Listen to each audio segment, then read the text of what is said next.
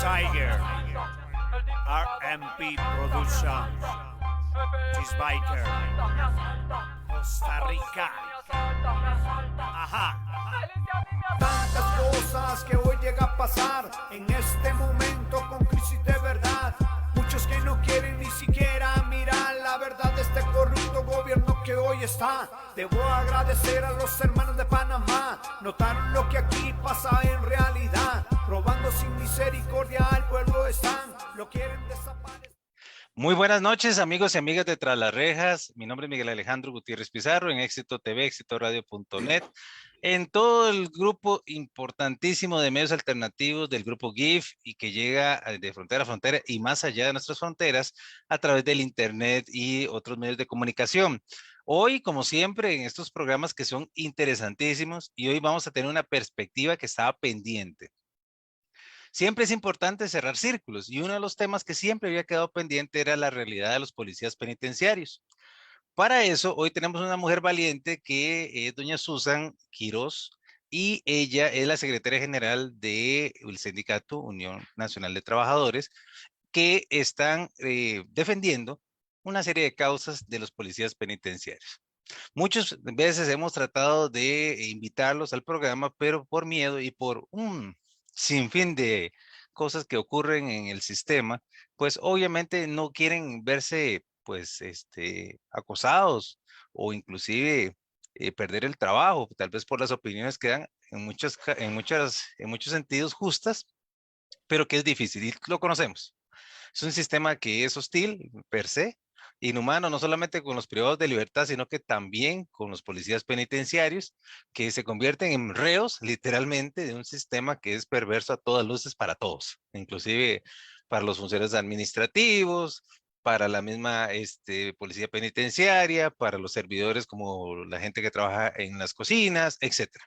Ya eso lo conocemos y pues no es algo que escape a la realidad evidente solamente con ir a cualquier centro penitenciario en nuestro país. Susan, un gusto saludarle. Bienvenida a este su programa de Tras las Rejas en Éxito TV y Éxito Radio. Y bueno, cuéntenos. En primer lugar, pues lo más reciente que ha salido es el tema de la protesta que han indicado los policías penitenciarios sobre el tema de telefonía celular. Cuéntenos, ¿en qué consiste esa protesta y por qué ustedes están defendiéndolo como sindicato? Bueno, muy buenas tardes, muchísimas gracias por la invitación. Para nosotros es importantísimo a través de todos los medios que tengamos a disposición para hacer ver y que la opinión pública conozca la realidad de estos trabajadores y trabajadoras que le brindan a la sociedad costarricense un servicio invaluable, ¿verdad? Como es garantizar la seguridad de la sociedad costarricense desde los centros penales.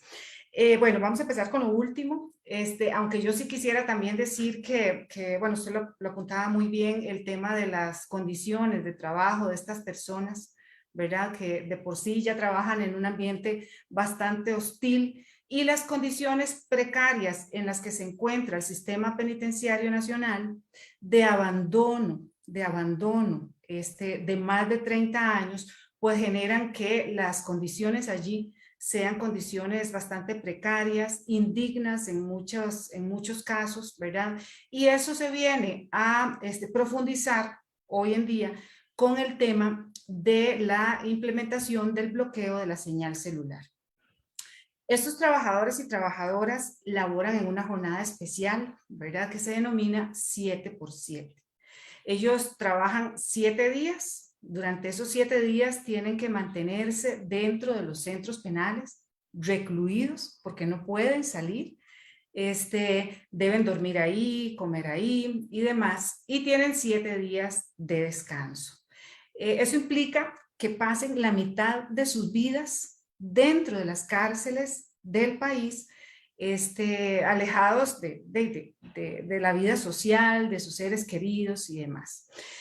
Ya de por sí esa condición es compleja, es difícil, es dura de llevar adelante, ¿verdad? Y desde que se aprobó y se implementó la ley que ordena el bloqueo de la señal celular en los centros penales, la condición de estos trabajadores y trabajadoras se ha habido menoscabada.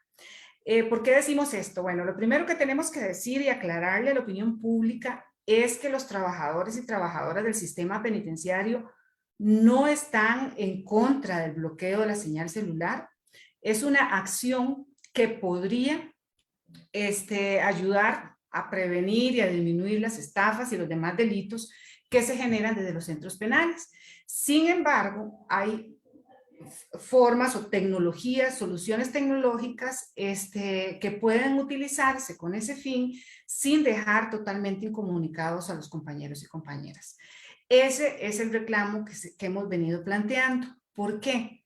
Porque cuando se aprobó la ley, a pesar de que nos hicimos escuchar con los diputados y diputadas para que se garantizara en la ley que el bloqueo no afectara a los trabajadores y las trabajadoras, eso no fue posible. Entonces, en este momento tenemos compañeras que son madres, jefas de hogar, que tienen niños pequeños, que el único vínculo que tenían con sus hijos e hijas durante su semana de trabajo era precisamente la llamada por WhatsApp para ver a sus hijos, para preguntarles cómo les fue en la escuela, para saber si están enfermos, si les duele la cabeza, si les duele el estómago o lo que fuera, ¿verdad? Y ese vínculo ya se ve interrumpido por el bloqueo de la señal celular. Hay compañeros y compañeras también que buscan mejores condiciones, buscan superarse académica y profesionalmente, también han visto truncados esos proyectos de estudio en razón de que la semana que están por dentro ya no tienen la posibilidad de utilizar internet para hacer tareas, para asistir a clases virtuales y demás. Eso por un lado. Por otro lado también está el tema de salud. Ahora con la pandemia, a partir de la pandemia y todavía, y vivimos en un mundo tecnológico donde ahora las notificaciones te llegan por correo electrónico, las citas médicas te las comunican vía teléfono y demás, y entonces también hay afectaciones en ese sentido. Entonces, nuestro reclamo como organización representativa de los trabajadores y trabajadoras del Sistema Penitenciario Nacional es que el Ministerio de Justicia, que el gobierno debe garantizarle a sus trabajadores y trabajadoras el derecho a la comunicación integral, llamamos nosotros. ¿Por qué hablamos de comunicación integral? Porque la comunicación no es únicamente poner a disposición de los compañeros y compañeras un teléfono público, ¿verdad? En un centro penal donde ni siquiera esa facilidad tienen. Pero pensemos en que no es suficiente, sino que la comunicación integral va más allá, ¿verdad? Tiene que ver con el acceso a las tecnologías de información. Ok, vamos y dando perspectivas también porque el tiempo es corto, pero Ajá. los temas son abundantes. Eso es para casi como 4 programas seguidos de toda la realidad que viven y cómo durante años han sido menospreciados los trabajadores penitenciarios.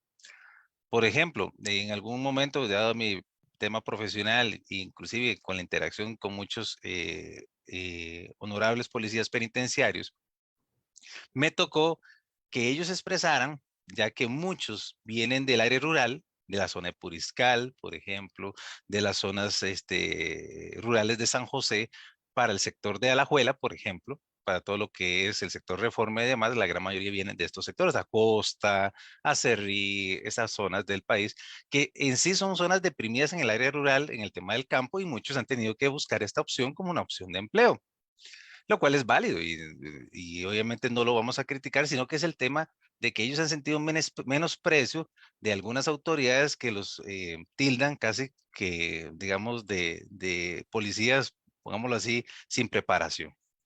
Otro tipo de calificativos les han usado. Y no es así, o sea, yo creo que también debemos dar dignidad. El tema aquí es un tema de dignidad en el trabajador. Y pues este programa es justamente haciendo un homenaje respetuoso a aquellas personas que realmente pues aman ese uniforme, trabajan dignamente, se alejan de la corrupción y que por supuesto tienen derechos. O sea, es que hay un tema que hay gente que está criticando enormemente porque yo creo que está mal enfocado el debate en redes sociales. Hay gente que dice, pero hey, ¿para qué trabajan ahí?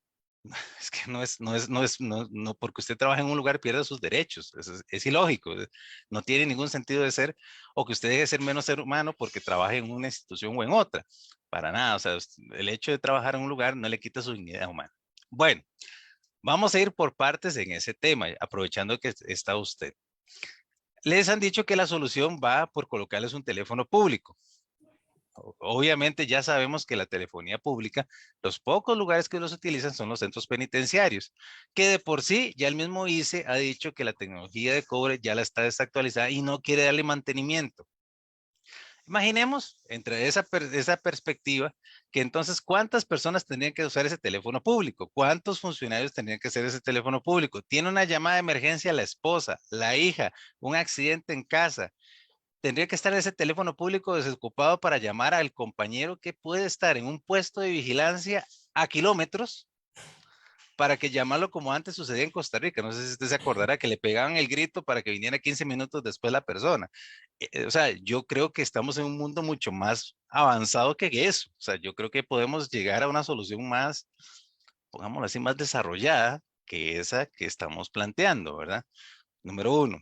Número dos, que también es parte de esto, es una consecuencia de las leyes giradas al golpe del tambor, que no se prevén las cosas, que no se valoran todas las cosas, sino que dicen, bueno, aquí es popular hacer una ley de tal cosa, entonces hacen la ley y después se preocupan, bueno, ni se preocupan cómo se va a implementar. Eso yo creo que es una consecuencia de lo que vemos en este caso en particular. Quisiera preguntarle, ¿cuál es el ánimo de los trabajadores ante esta situación que están viviendo? Porque no es fácil, pongámoslo así, el estrés, la dificultad, la parte económica y ahora esto que es su comunicación con el exterior, que se lo quiten a las personas. A mí me preocupa mucho eso, porque sea como sea, las tecnologías sirven de calmante para mucha gente ante pues el estrés cotidiano. Pero pongámoslo así, quítele un teléfono a mucha gente ahorita y se vuelven, bueno, totalmente irracionales. ¿Qué pasaría en este caso? Y le quiero preguntar cómo ellos ven la población en este sentido, los trabajadores, este tipo de iniciativas y cómo ellos sienten respecto a la valoración de su dignidad. Bueno, lo primero que quiero decir es que los trabajadores y las trabajadoras del sistema no ven el teléfono público como una opción digna para garantizar su comunicación. Primero, porque ya esa es una etapa superada. Hace muchos, muchos años, hace 20 años, posiblemente los policías que trabajaban en esas condiciones también tenían que comunicarse a través de un teléfono público. Hay anécdotas, ¿verdad? Hay anécdotas porque tenían que hacer fila, no hay privacidad. Un compañero nos contaba el otro día que un compañero, un policía, estaba discutiendo con su pareja, ¿verdad? Y ya tenía 20 minutos y le cortaron prácticamente la llamada y tuvo que ir a hacer otra vez la fila para poder seguir intentando posiblemente volver a conquistar a su pareja, ¿verdad? Entonces, para ellos esa no es una opción y para nosotros tampoco. ¿Por qué? Porque está equiparando al policía o al trabajador con una persona privada de libertad. No tenemos nada en contra de las personas privadas de libertad. Tienen derechos humanos que hay que respetar también, pero ellos sí están pagando una pena privativa de libertad por haber cometido un delito. Los trabajadores no son privados de libertad. Los trabajadores no tienen por qué ver privado un derecho, ni reducido un derecho, y mucho menos el de la comunicación. El lunes que hicimos una movilización a Casa Presidencial, una compañera del Vilma Cooling llevaba un cartel alusivo a una expresión que hizo el ministro el viernes pasado. El ministro de Justicia y Paz dijo es que a veces hay que sacrificarse un poquito.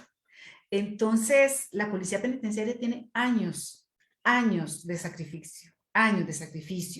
Para contarle, y podríamos hablar sobre eso también en otro programa, si lo tiene a bien, el Estado costarricense le adeuda millones de colones a los policías penitenciarios por concepto de horas extra que ya fueron reconocidas por juzgados de trabajo. por los tribunales laborales, por ejemplo. Entonces, los policías se han venido sacrificando durante años, ¿verdad? Y ahora les piden que hay que hacer más sacrificio, ¿verdad? Y ellas planteaban que la comunicación con sus hijos e hijas o con sus seres queridos es el único soporte emocional que tienen los compañeros y compañeras de ese cuerpo policial. Un cuerpo policial completamente distinto a todos los demás que hay en el país, con muchas particularidades.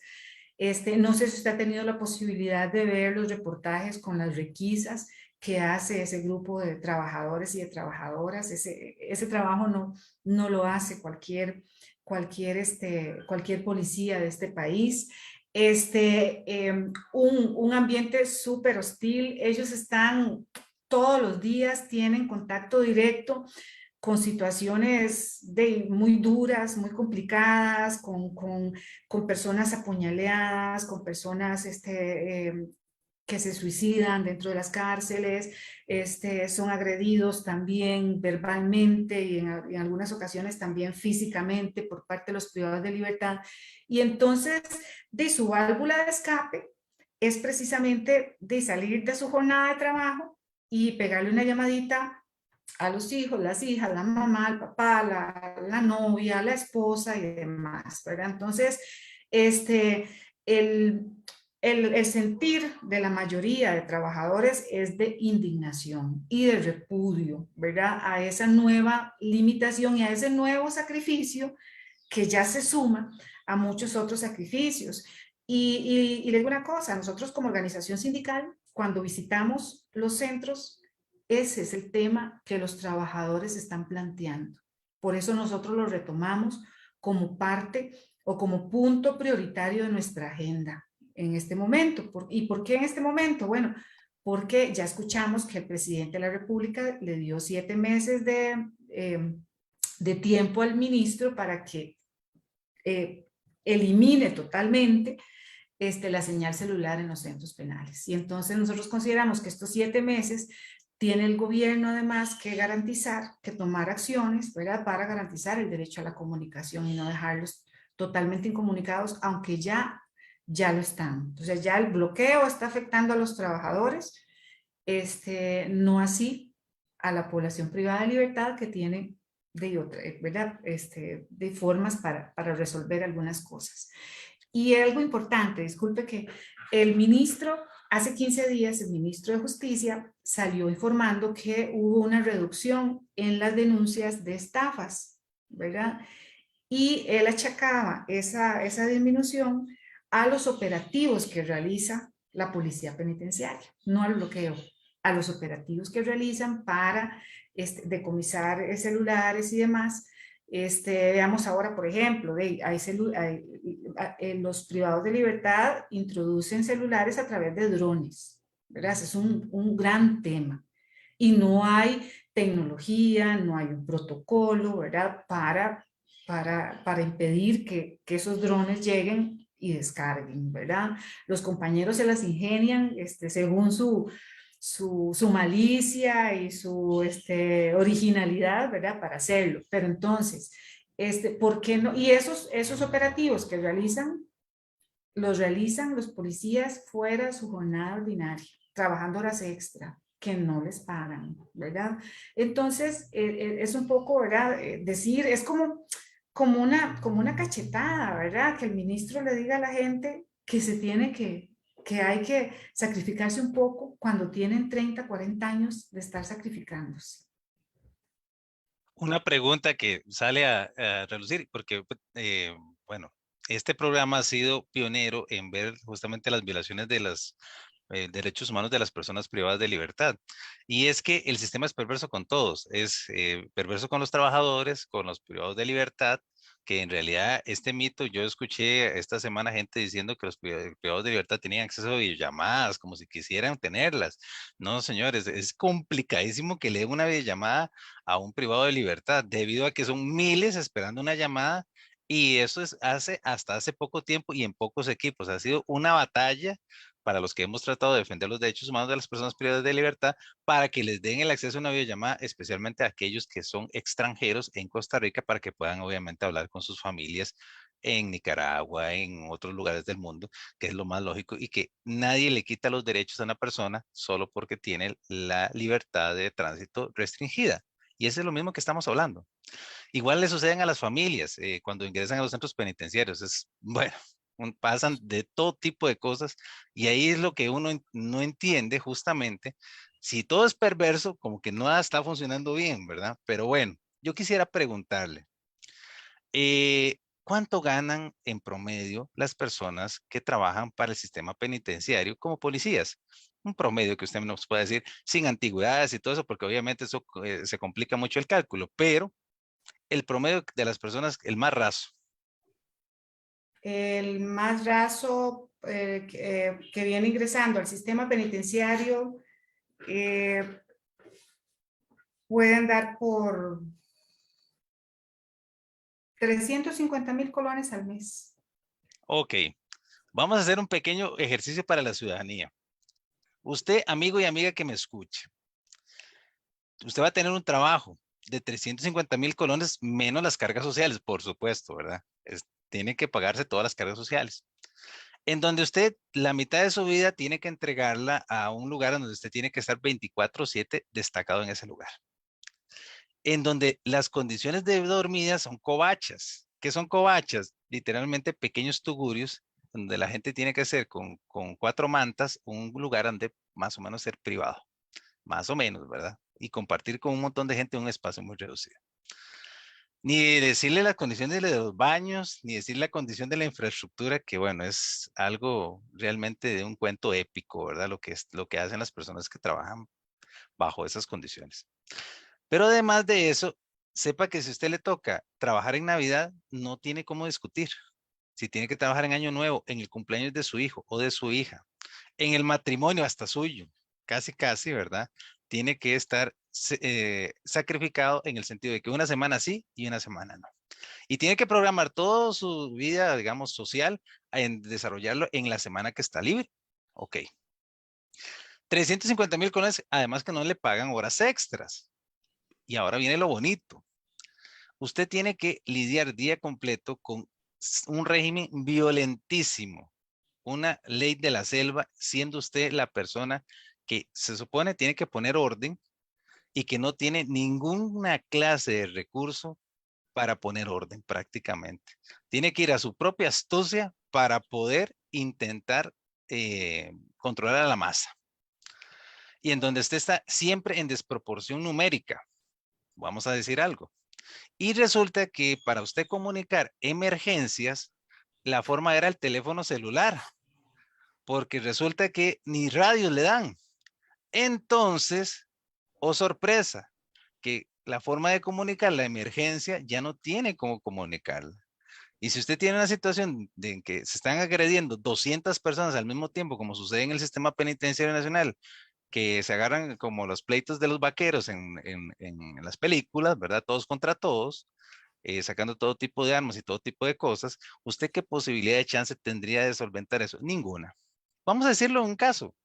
Terrazas, el modelo que dijeron que iba a solucionar todo. Resulta que muchos policías no tienen el acceso a ese radio y están a gran distancia del lugar donde pueden comunicar algo. Entonces tienen que ir corriendo para ir a buscar ayuda y apoyo. Obviamente, si hay una situación de violencia interna, adivine qué va a suceder, una tragedia. Y eso es lo que está planeado y todo el mundo lo ve y parece que es increíble que nadie quiere hacer nada. Ok, a eso por 350,000 colones, sin contar posibles amenazas, sin contar situaciones hasta humillantes en su familia, situaciones que pueden venir de riesgo, de seguridad, etcétera, porque en lugar de ser los que están machineados por parte del Estado, son los que el Estado les pasa por encima. Y esa es una de las cosas que hay que decirlas. Voy a dar el ejemplo, aprovechando que está aquí doña Susan. Doña Susan, ¿usted se acuerda de la pandemia de COVID-19? ¿Usted me puede decir cómo estuvieron los implementos médicos para los señores oficiales y mujeres y hombres del sistema penitenciario nacional? ¿Le sobró el jabón? ¿Le sobró el alcohol en gel? ¿Las mascarillas? El termómetro? etcétera. ¿Cómo estuvieron ellos en el tema de implementos médicos al respecto? Ah, por ejemplo, para atender a los enfermos, lo que eran los guantes, estas cosas, estos protectores para llevarlos al hospital, porque el hospital no los recibían sin estos protectores que tenían que usarlos hasta en las patrullas. Dígame, ¿cómo estuvieron ese montón de insumos que les mandaron? Bueno, hace 2 años, para esta época, o bueno, un poquito más de 2 años, estábamos nosotros también con ese tema, ¿verdad? Denunciando la falta de implementos, de desinfectante, de jabón, de alcohol, de equipo de protección para los trabajadores y las trabajadoras del sistema penitenciario nacional. Y ahí yo quisiera, digamos, plantear que se dio un fenómeno muy interesante y muy bonito durante la pandemia y sobre todo los inicios, porque logramos hacer algún trabajo de coordinación también con la defensa pública. Y nosotros también como sindicato representativo de los trabajadores, logramos también solidarizarnos y sensibilizarnos también con la población privada de libertad que estaba en el mismo barco y con las mismas carencias o tal vez con menos carencias, porque sabemos que en algunos casos hasta los comités de privados de libertad hacían donaciones para, por prevención, ¿verdad? Y demás, para poder mantener algunos implementos o cuestiones para prevenir el contagio del COVID-19. Y la defensa pública, que también cuando iba a hacer su trabajo de monitoreo, ¿verdad?, de las condiciones de la población privada de libertad, también empezó a sensibilizarse y a solidarizarse con las condiciones de los trabajadores y de las trabajadoras. Entonces, durante la pandemia, efectivamente hubo una gran carencia, hubo de una gran emergencia. Nosotros no nos cansamos nunca de denunciarlo, ¿verdad? Tuvimos que presentar muchos recursos de amparo a favor de los trabajadores y trabajadoras. Hubo compañeros y compañeras que tuvieron que trabajar estando contagiados, ¿verdad? Le ganamos un recurso de amparo al Ministerio de Justicia y Paz con los trabajadores del CAI Luis Paulino Mora, porque no los querían aislar, no los querían mandar a aislarse, ¿verdad?, a sus casas, estando contagiados muchos compañeros, casi el 90% de los compañeros y compañeras. Es decir, la situación que se dio con la pandemia en los centros penales fue realmente de emergencia y se vieron afectados tanto los trabajadores y trabajadoras como la población privada de libertad por las carencias, ¿verdad? Porque digamos, en nuestro país no hacemos más que aprobar leyes privativas, muchas con penas privativas de libertad. No hay inversión en infraestructura, ¿verdad? Y las condiciones son realmente infrahumanas, ¿verdad? Recuerdo también un informe que hizo la defensa pública y la jueza de ejecución de la pena en el caso de la cárcel de San Sebastián, donde se dejó ¿verdad? Quedó patente la precaria condición y las infrahumanas condiciones que tenían tanto la población privada de libertad como los trabajadores y trabajadoras de ese centro penal. Ok, ya casi para terminar, porque yo sé que el tiempo nos vence, pero hay que tocar estos temas. Hay una queja que he escuchado de varios policías penitenciarios, es el tema de la profesionalización. Hacen un gran esfuerzo, se preparan, algunos han sacado la UNED, o algunos han sacado de universidades privadas, muchachos que inclusive entran con sangre nueva, pongámoslo así, esos nuevos bríos y quieren hacer grandes cosas. Y resulta que se encuentran una estructura cerradísima, en donde aquí todos los campos ya están ocupados, ¿verdad? Entonces es como un bus con todos los asientos llenos. Algo está pasando ahí y no se ha avanzado. Yo quisiera preguntarle si el sindicato ha tocado este tema porque de, con don Fernando Berrocal, el exministro de Seguridad, en un programa pasado nos dijo lo siguiente: el último concurso que hicieron de los más altos, digamos, rangos en el tema policial, lo hicieron cuando él era ministro, o sea, estamos hablando hace 20 años, por Dios, o sea, este país de verdad a veces parece como de Cantinflas. ¿Cómo es posible que no permiten la competencia, ni siquiera el derecho a la meritocracia, o sea, que los mejores sean los que ocupen los puestos, que suban, que un anhelo humano totalmente. O sea, no puede ser posible que algunos se posicionan y hacen un arco de corrupción que ya todos conocemos que existe, que es el siguiente tema. Pero cuéntenos, ¿qué opinan ellos sobre el tema de la profesionalización? Bueno, efectivamente hay muchos compañeros y compañeras que haciendo un gran sacrificio, ¿verdad? Han estudiado y han mejorado su condición profesional. El sindicato, ¿qué ha venido planteando el sindicato? Que es necesario fortalecer la escuela de capacitación penitenciaria. Le voy a poner un ejemplo. Por ejemplo, bueno, se actualizó el manual de puestos de la policía penitenciaria, estableciendo requisitos para, por ejemplo, para llegar a ser director o directora de la policía penitenciaria, ¿verdad? Uno de los requisitos es tener el grado policial de comisionado. Y resulta que en la Escuela de Capacitación Penitenciaria no se dan los cursos para que los trabajadores y trabajadoras con carrera penitenciaria puedan acceder a ese rango policial, por ejemplo, y cumplan con ese requisito. Entonces, por eso es que en los últimos tiempos, quienes han llegado, por ejemplo, a la dirección de la policía son policías de la fuerza pública, que es un cuerpo policial totalmente distinto a la policía penitenciaria, ¿verdad? Que tiene una serie de particularidades que la hacen muy especial. Entonces, el sindicato ha venido planteando de que ya es hora también de que la Escuela de Capacitación Penitenciaria le permita a los compañeros de carrera en el sistema penitenciario alcanzar esos puestos y para poder llegar a esos puestos tiene que cumplir con los requisitos y con esos rangos policiales. Por el momento no pasan de intendentes, ¿verdad? Y se requieren comandantes o comisionados para ejercer la dirección y la subdirección de la policía. También hemos venido haciendo, desde el 2019 se abrió un concurso de ascensos y hasta ahora se están haciendo algunos nombramientos, ¿verdad? Hemos estado también dándole seguimiento a ese tema.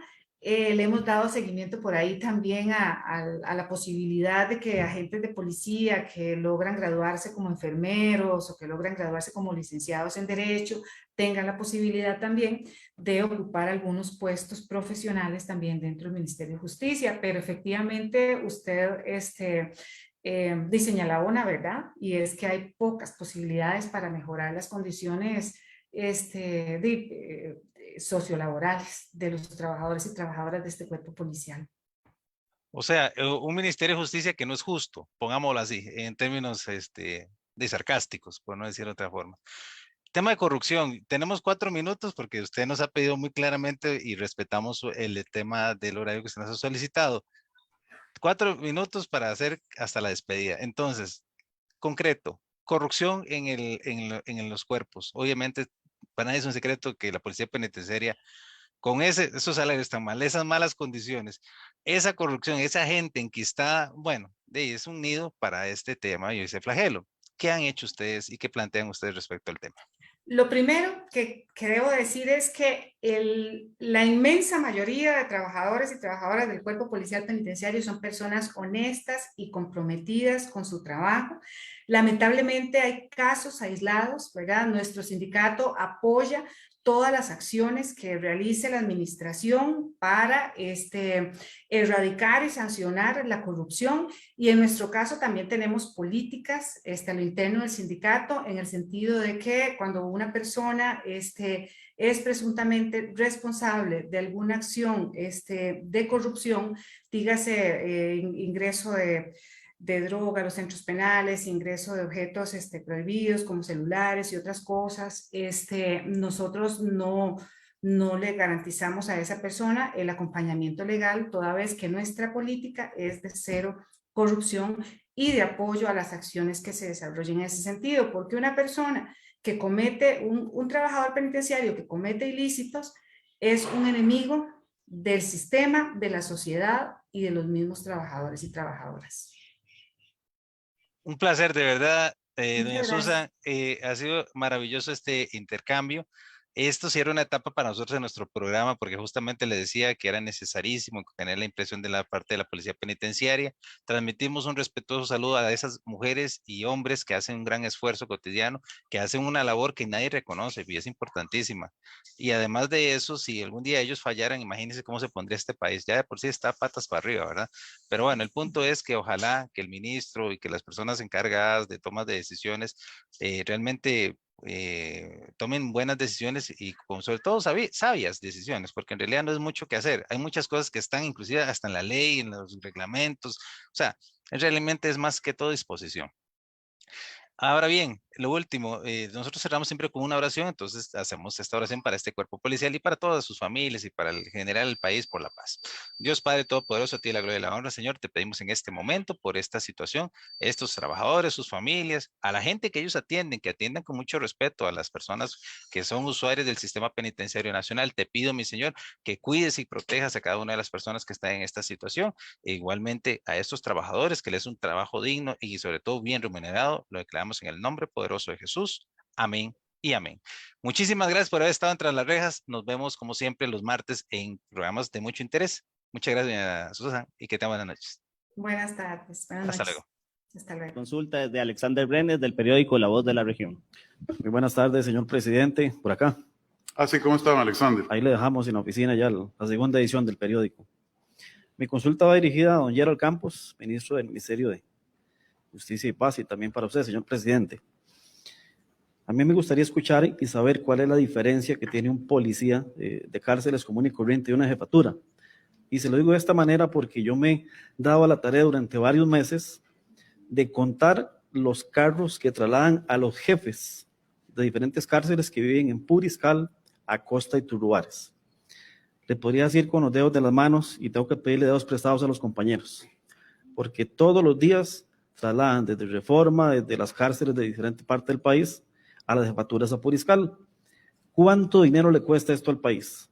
Si bien es cierto, los jefes tienen sus salarios, sus pluses, pero ¿en qué parte del reglamento del ministerio indica que tengo que ponerle el carro a este jefe para trasladarlo? Muchas gracias. No, muchas gracias. Gracias por la observación. No existe ninguna parte en el reglamento que dé esa obligación al Estado. Más bien voy a tomar nota de esa situación para ordenarle en este momento al director general de Adaptación Social que proceda con esa revisión, porque aquí estamos trabajando de manera muy objetiva, muy imparcial y sabiendo utilizar los recursos estatales. ¿Usted tiene más detalles que le pueda pasar bilateralmente al señor ministro? Perdóneme. Por favor, con don Arnold, coordíneme el asunto, páseme la información y yo la traslado de inmediato. Muchas gracias. Quien sepa de cosas de ese tipo, que nos lo haga saber. Por favor. Dulces Cositos. Disfrute de una gran variedad de deliciosos dulces decorados. Marshmallows con formas creativas. También mini algodones de azúcar y hasta queques decorados.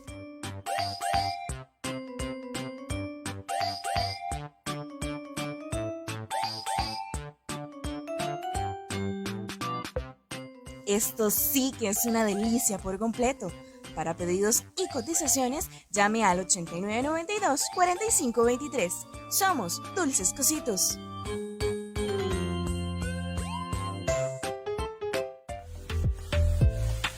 Rancho Chequelo es el lugar perfecto para comer rico y pasarla espectacular.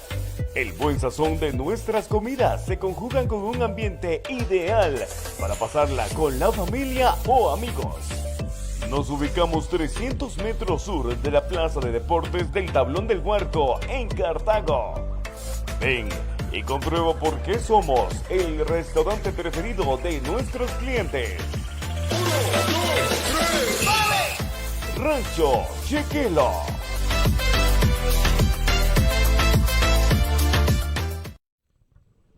Bueno, estamos con don Alexander Brenes de Noticias en Línea y ahora también empresario en periódico impreso también, ¿verdad?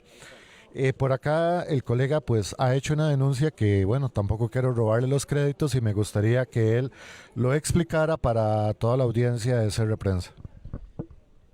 Muchas gracias, Gerardo, y a toda la audiencia tuya allá en tu región. No es nada complicado, Gerardo. A lo largo de los años sabemos que la corrupción dentro de las instituciones públicas siempre se ha dado. Curiosamente, en la zona de Puriscal, de Mora y Turruares, hay al menos un 40% de empleados que laboran dentro del Ministerio de Justicia y Paz. Lo que llama mucho la atención es que hay una gran cantidad que tienen que recorrer horas en motocicleta para poder llegar al centro Puriscal, tomar un autobús y salir hacia el puesto de la cárcel que le corresponde. Pero hay jefes que son recogidos en su casa y entregados en su casa todos los días. Haciendo el conocimiento a toda la audiencia, he contado al menos unos 12 o 13 vehículos, y no de este año, sino este problema se viene dando desde hace varios años, donde algunos jefes tienen este privilegio. Por eso la consulta fue muy puntual hoy al ministro a don Gerald Campos, que me explicara si existe en el documento de trabajo este plus.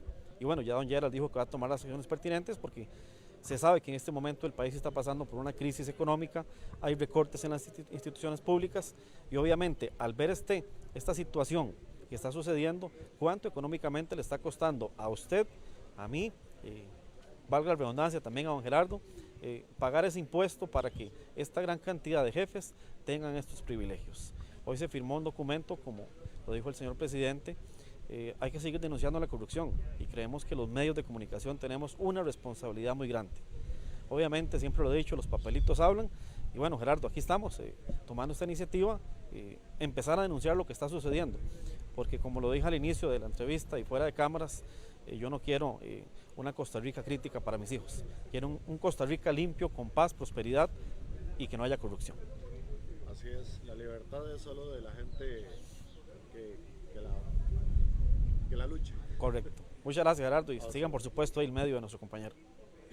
Para referirse al presupuesto 2023 del Ministerio de Justicia y Paz, recibimos en audiencia a las siguientes personas, a quienes les damos la bienvenida: al señor Gerald Campos, ministro de Justicia y Paz, a la señora Carolina Castro, viceministra de Gestión Estratégica, y al señor Arnold Zamora, jefe de prensa. Les agradecemos su presencia y para efectos de la exposición se les conceden a partir de este momento 10 minutos.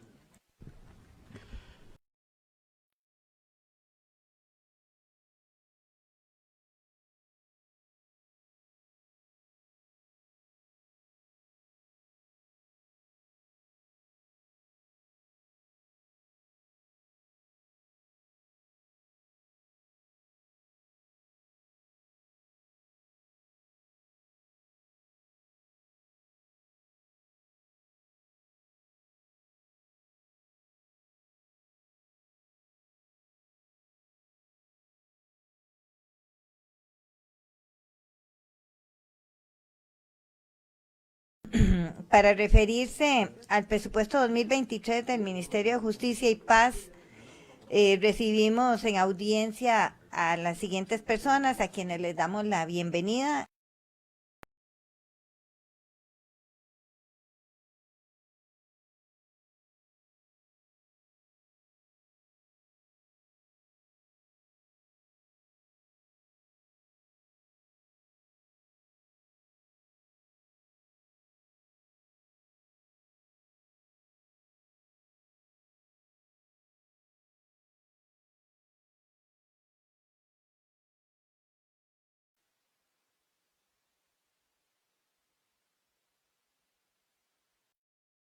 La sesión número 41, discutida, aprobada.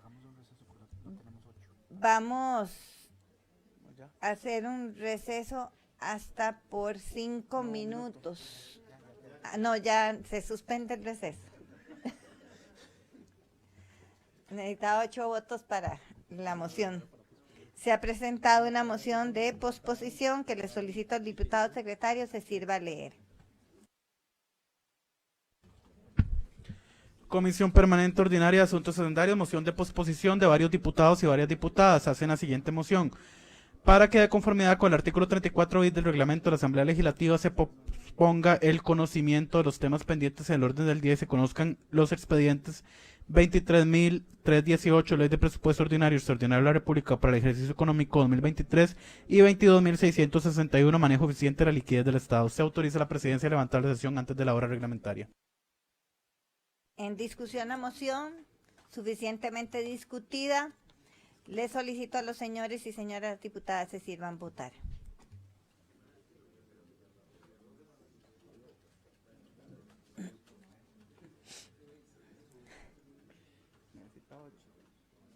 Me falta Don Eli,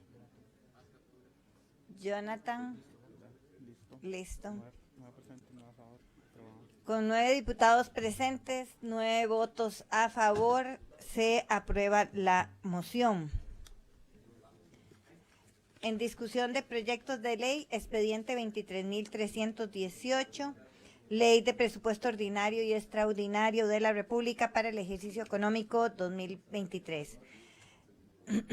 Para referirse al presupuesto 2023 del Ministerio de Justicia y Paz, recibimos en audiencia a las siguientes personas, a quienes les damos la bienvenida: al señor Gerald Campos, ministro de Justicia y Paz, a la señora Carolina Castro, viceministra de Gestión Estratégica, y al señor Arnold Zamora, jefe de prensa. Les agradecemos su presencia y para efectos de la exposición se les conceden a partir de este momento 10 minutos. Bueno, buenas tardes, señores diputados, señoras diputadas, un gusto estar por acá. Voy a iniciar con un pequeño video que me interesa mostrar previo a la exposición de la presentación que traemos.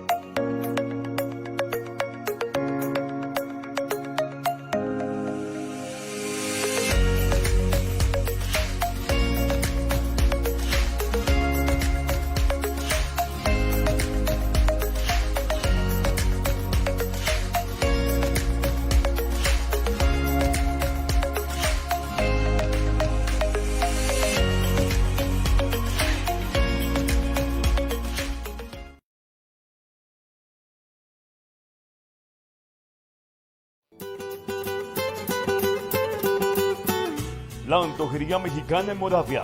Los originales. Originales en transportar tu paladar hasta tierras aztecas. Originales en crear un ambiente perfecto para cualquier ocasión. Ven y disfruta de La Antojería Mexicana.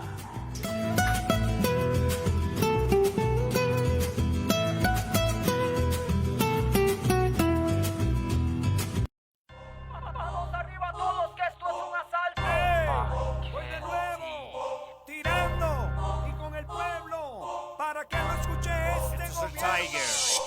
Pueblo en crisis sin poder trabajar, lo tienen amarrado y sin alimentar, engaños y miedo solamente plantar, para que nadie salga así a reclamar.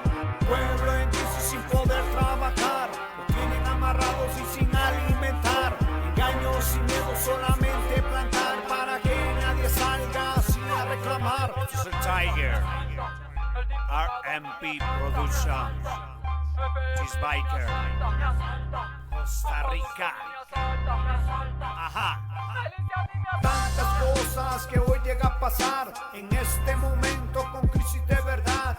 Muchos que no quieren ni siquiera mirar la verdad de este corrupto gobierno que hoy está. Debo agradecer a los hermanos de Panamá. Notaron lo que aquí pasa en realidad. Robando sin misericordia al pueblo están. Lo quieren desaparecer y así masacrar. Elevando impuestos, inventan que cobrar. Dejando sin trabajo a más de la mitad. ¿Cómo es que pretenden que sin dinero podamos nosotros todo esto pagar? Pueblo en crisis sin poder trabajar, lo tienen amarrado y sin alimentar, engaños y miedo solamente plantar, para que nadie salga así a reclamar.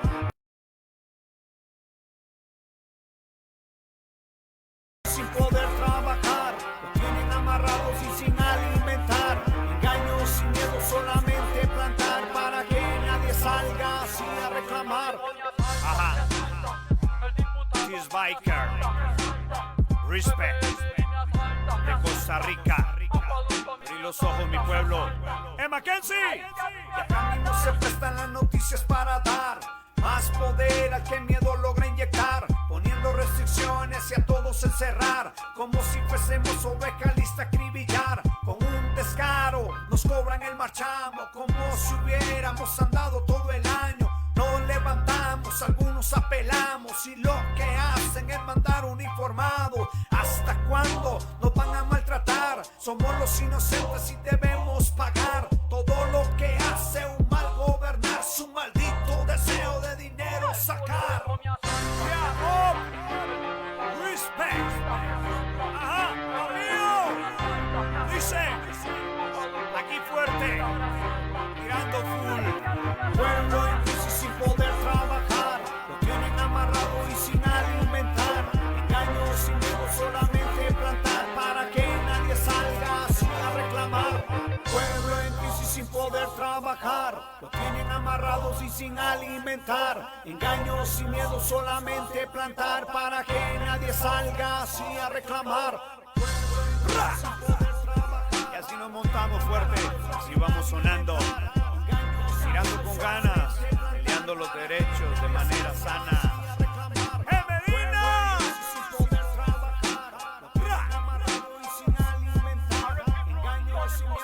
RMP